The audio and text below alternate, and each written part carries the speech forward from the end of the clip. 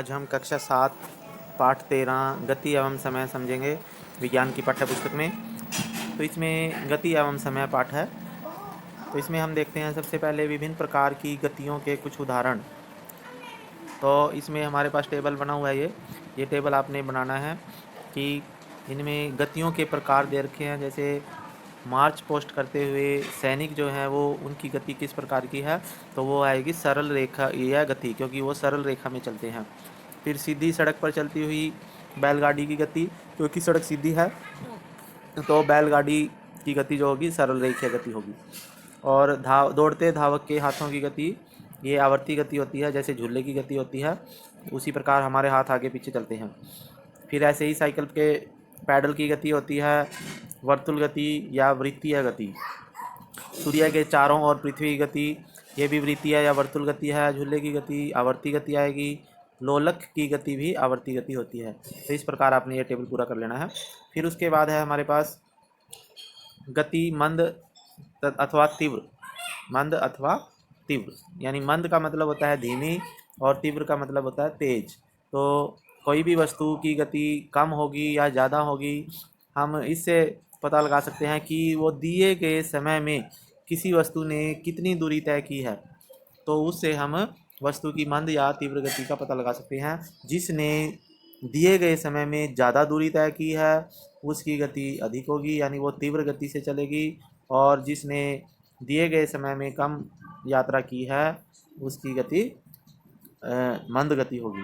तो जैसे हमारे पास ये चित्र है, ये देखो कुछ समय पहले गाड़ियों की स्थिति है ये, और कुछ समय के बाद गाड़ियों की स्थिति है ये। इसमें देखो ग्रीन वाली गाड़ी जो है यहाँ पे दूसरी पिक्चर में आगे चली गई है, इसलिए ग्रीन वाली गाड़ी की चाल जो है वो तीव्र है। तो फिर उसके बाद हम देखेंगे चाल। चाल किसे कहते हैं?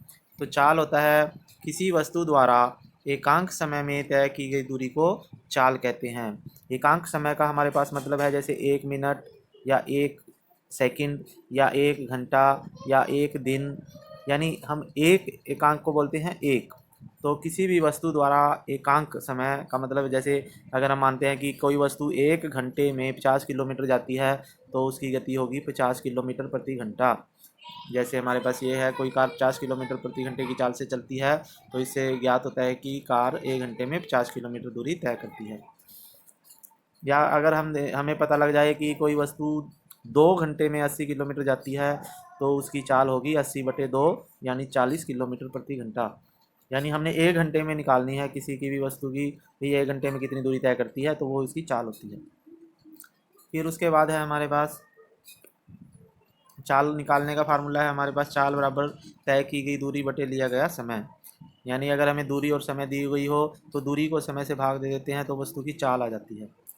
फिर उसके बाद है हमारे पास असमान चाल और समान चाल या समान गति। तो असमान चाल क्या होती है? यदि किसी सरल रेखा के अनुदिश गति करने वाली वस्तु की चाल परिवर्तित होती है, यानी यदि किसी वस्तु की चाल समय दर समय बदलती रहती है तो वो उसकी असमान चाल कहलाएंगे उसको। और अगर किसी वस्तु सरल रेखा के अनुदिश नियत चाल से कोई वस्तु चलती है, नियत गति से कोई वस्तु चलती है, तो वो एक समान गति कहलाएगी। तो ये भी आपने याद रखना है और कॉपी में नोट कर लेना है। फिर उसके बाद है समय का माप। तो समय का माप का मतलब है कि हम समय को कैसे माप सकते हैं। समय का माप हम काल अंतराल कहते हैं कि एक जैसे काल अंतराल मापते हैं हम, यानी जैसे हम घड़ी से मापते हैं, हम कहते हैं कि 10 बज गए या 11 बज गए, तो हम उसमें समय का अंतराल मापते हैं, काल अंतराल मापते हैं। तो जैसे यह समय के माप से हमारा तात्पर्य है काल अंतराल के माप। फिर उसके बाद इसको मापने के लिए हमारे पास जैसे दीवार घड़ी है, कलाई घड़ी है। तो पुराने समय में बुजुर्ग जो थे वो प्रकृति से ही की घटनाओं से ही काल अंतराल माप लेते थे। जैसे सूर्य प्रतिदिन सुबह उदय होता है, तो जब सुबह सूर्य जब उदय होता था तो वो सुबह मानी जाती थी, जो अस्त होता था उसे शाम मान ली जाती थी। और एक अमावस्या से दूसरी अमावस्या तक के समय को 1 महीना मान लिया जाता था। तो ये सारी समय को मापने की विधियाँ थी। लेकिन अब हमारे पास घड़ियाँ आ गई हैं, घड़ियों के द्वारा हम समय को माप सकते हैं। तो घड़ियों की सुई जो होगी उनकी गति जो होगी वो आवर्ती गति होगी। फिर उसके बाद है हमारे पास सरल, ये आवर्ती गति का उदाहरण, एक सरल लोलक की आवर्ती गति भी होती है। सरल लोलक क्या होता है, ये आप इस चित्र में देखो, ये हमारे पास लोहे का एक बॉल है, धातु का बना हुआ एक गोलक है यानी गोला है, इसको धागे के साथ बांध दिया गया और इसको कहीं दीवार के साथ या कहीं भी लटका दिया है, तो ये होता है सरल लोलक। तो सरल लोलक है ये, इसको हम क्या करेंगे, जब ये यहाँ पे है एक जगह पे लटका हुआ है ये, तो इसकी स्थिति ओ है, और जब हम ओ से ए की तरफ ले जाते हैं और उसको वहाँ से छोड़ देते हैं तो ये ए से ओ और ओ से बी की तरफ आएगा, और फिर ये बी से ए ओ से ए की तरफ आएगा। तो इस तरह से ये गति करना शुरू कर देता है और इसे हम कहते हैं सरल लोलक, और इसकी गति को आवर्ती गति कहते हैं। अब इसका हम क्या करते हैं, आवर्तकाल निकालते हैं। तो इसका आवर्तकाल निकालने के लिए हम क्या करेंगे, हमें घड़ी की आवश्यकता होगी, और घड़ी में हम समय नोट करेंगे कि किसी निश्चित समय में इसने कितने दोलन किए, या हम क्या करेंगे, इसके 20 दोलन काउंट करेंगे कि ये कितने समय में करता है। जैसे यहाँ से ए से शुरू हुआ तो ये इधर गया, फिर यहाँ आ गया, एक दोलन हुआ, फिर ये बी पे गया, फिर ए पे आया, 2 दोलन हो गए।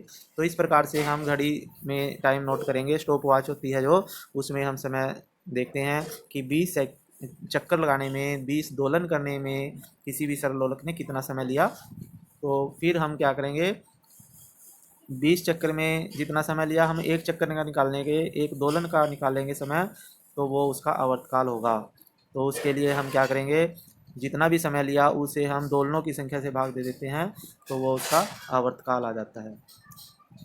तो आवर्तकाल क्या होता है, इसकी परिभाषा होती है, सरल लोलक एक दोलन पूरा करने में जितना समय लगाता है उसे आवर्तकाल कहते हैं। उसे क्या कहते हैं, आवर्तकाल। तो किसी भी लोलक का आवर्तकाल हमेशा समान होता है। अगर हम इस धागे की लंबाई एक बराबर लें और अलग अलग लोलक बनाएं तो सभी का आवर्तकाल एक समान आता है। फिर उसके बाद ये हम सारणी बनाएंगे। जैसे हमने एक ही समान लंबाई के धागे के 3 लोलक बनाए, तो तीनों के हमने 20 दोलन में लिया गया समय नोट किया। तो जैसे एक में 42 सेकंड लिए, 20 दोलन में 42 सेकंड लिए, तो ये आवर्तकाल आ जाएगा इसका 42/20, 42 भाग 20। तो 42 को जब 20 से भाग देंगे तो 2.1 इसका आवर्तकाल आ जाएगा। और आवर्तकाल का मात्रक होता है सेकंड, तो आवर्तकाल को हम सेकंड में मापते हैं, ये भी आपने याद रखना है।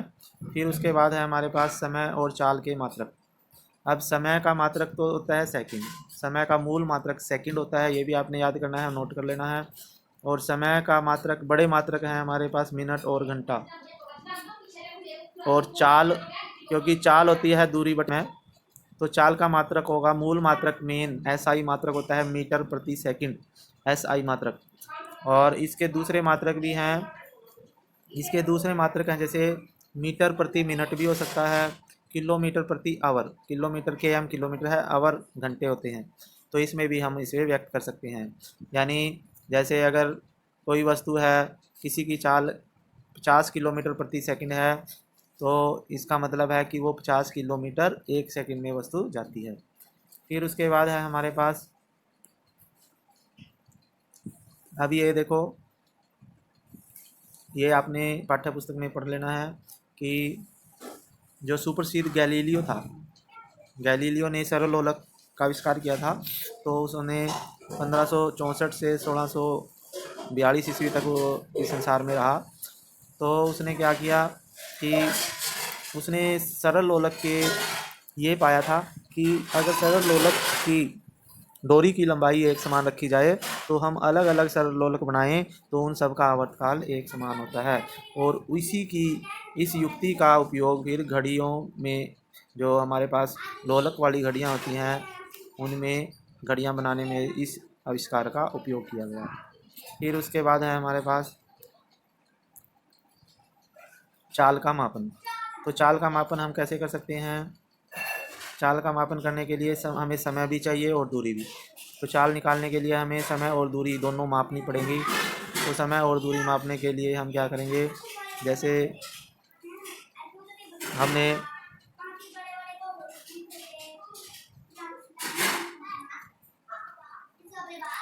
जैसे एक क्रियाकलाप है, क्रियाकलाप 13.3।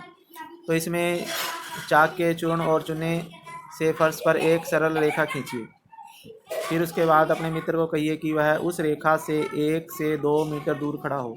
अब मित्र से कहिए कि वह फर्श के अनुदिश इस सरल रेखा के लंबवत किसी गेंद को धीरे से लुढ़काए। जिस क्षण गेंद सरल रेखा को पार कर जाती है, जिस क्षण वह विराम में आती है, दोनों बार समय नोट किया जाए।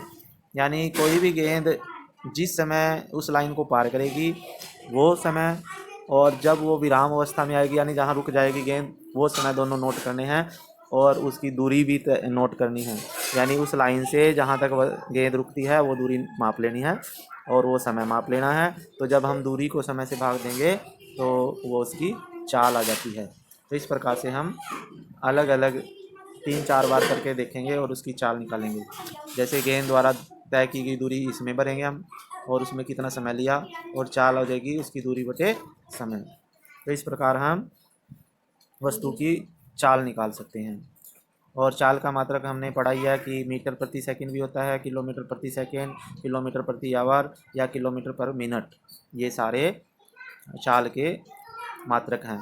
अब जैसे हम पृथ्वी की कक्षा में कोई भी उपग्रह छोड़ते हैं तो उसको कम से कम हमने 8 मीटर प्रति सेकंड की चाल देनी पड़ती है, तभी कोई भी उपग्रह पृथ्वी की कक्षा में चलता है।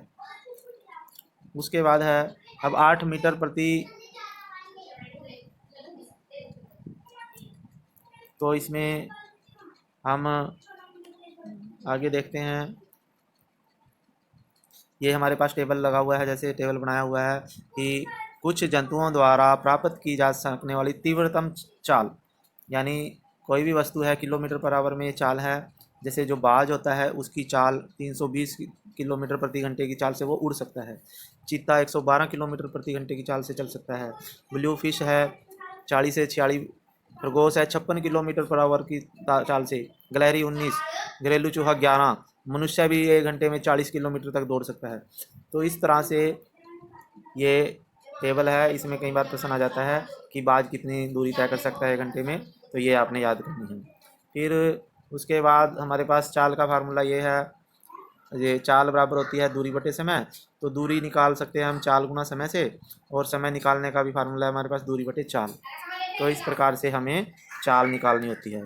फिर उसके बाद हमारे पास है चाल मापने का यंत्र होता है। जैसे हमारी गाड़ियों में लगा होते हैं, मोटरसाइकिलों में लगे होते हैं ये मीटर, यानी ये सुई जहाँ पे तक जाएगी वो, यानी मोटरसाइकिल जो है 1 घंटे में उतने किलोमीटर दूरी तय कर सकती है। और इसमें ओडोमीटर लगा होता है ये, इसमें रीडिंग आती है कि कोई भी मोटरसाइकिल या गाड़ी कितने किलोमीटर तक अभी तक चली है। तो आज हम इस लेसन में इतना ही पढ़ेंगे, बाकी अगली वीडियो में ये लेसन पूरा करेंगे। तो इसको आपने ध्यान से सुनना है। Thank you.